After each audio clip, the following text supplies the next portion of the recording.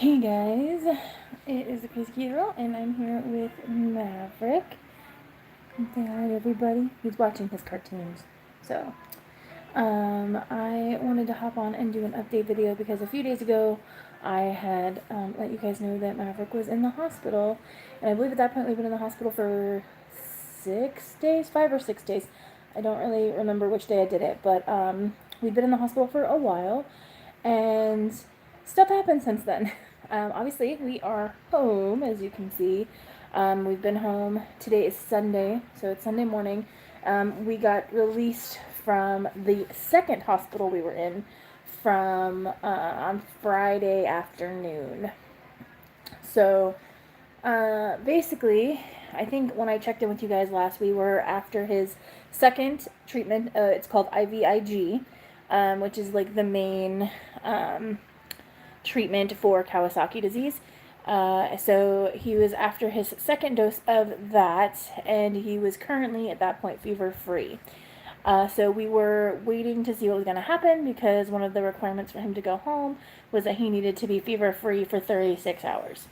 So the first time they gave him IVIG, he lasted about 16 before his fever came back, and then the second time it came back, of course, since I told you we went to a new hospital, it came back about that same time, around 16 hours, his fevers came back, which was very concerning to them, that his fevers were not staying away with the IVIG treatment, and they also were not staying away. He was on a high dose of aspirin for Kawasaki disease, and so that was also not helping. And then they were still giving him Tylenol on top of that, and he was still getting fevers. So that was concerning for them. And then they were also very concerned because Kawasaki disease inflames blood vessels, and so there was some issues with his heart, which happens a lot with Kawasaki disease, I guess. I don't really still know a lot about it, like in general. I just kind of know about it in regards to what happened with Maverick.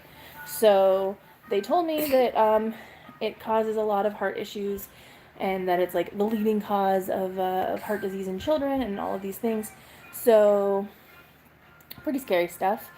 So they were doing regular echoes to check the progress of his heart and the inflammation that was happening there. Here, 1 second. I'm gonna have to put you guys down. Here, Maverick. Oh goodness, it's okay.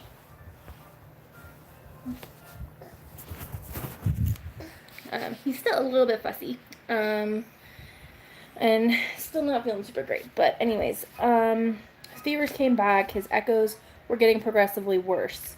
In the first one, there was only a little bit of inflammation and enlargement of one vessel. The second, there was more in that one, and then the second one had started to get bigger, and then that was pretty enough of a concern for them that they felt like he definitely needed to be seen by the pediatric rheumatologist as well as another cardiologist. The team at the hospital we were at was great, but they felt like since he wasn't responding to treatment and his heart was getting worse, they wanted him somewhere that had more specialists. So we actually were ambulanced from the hospital that we were at where I shot that last video. We were ambulanced from that hospital to the other hospital that I had mentioned. And we were taken to a room, and people came in, and it was pretty whirlwindy the first day we were there. A lot of people were coming in and out, a lot of students, and then of course all the specialists and the people on his team that were working to help him feel better. And they put him on a steroid pretty much right away, which helped a ton. It actually, the entire time we were in the second hospital, he didn't have a fever. So it seemed like the steroid was really what he needed, and it helped him out a lot. So he was fever free at that point, but they were still concerned about his heart because his heart was still getting worse, and he still wasn't really eating because his lips were still peeling, which they still are kind of. They are still healing. His lips were peeling, his tongue is still really sensitive, and the inside of his mouth was still swollen.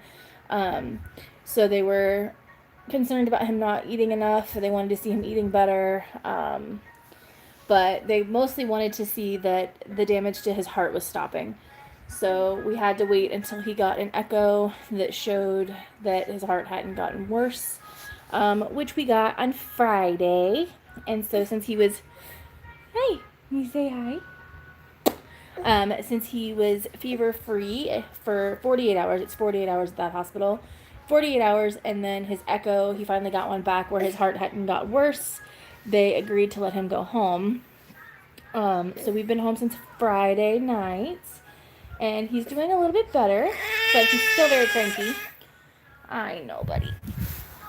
Oh, goodness. So he's still not feeling super well. He's still really weak. His appetite hasn't fully come back yet. They said that it can take a few weeks to even a couple of months for him to fully get back to normal. So we are just kind of rolling with it. He's got to see his normal pediatrician as well as outpatient stuff with that rheumatologist and the cardiologist to make sure that his heart is okay and that the Kawasaki disease clears up completely. So that's pretty much where we're at. He's mostly okay. He actually started vomiting last night, which I'm waiting to hear back if we need to take him back for that. They said for fevers, but they didn't say anything about vomiting, so we'll see. The medication that he's on is really upsetting to his tummy, so we'll see. But I think he just wants snugs, and he would like me to stop talking. So I think that's everything. Right now we're just kind of in a wait and see and hoping that everything continues to resolve itself. And yeah, so we will go and snugs and let him get some more rest. But thank you guys for all the well wishes that I was getting. And yeah, right now things are okay. We're back home. We were in the hospital for 8 days. So that was the longest I've ever been in the hospital. Anyways, thank you guys for checking out the video and being concerned about Maverick. He's doing a lot better, and hopefully we'll continue to improve. So thank you guys so much, and bye.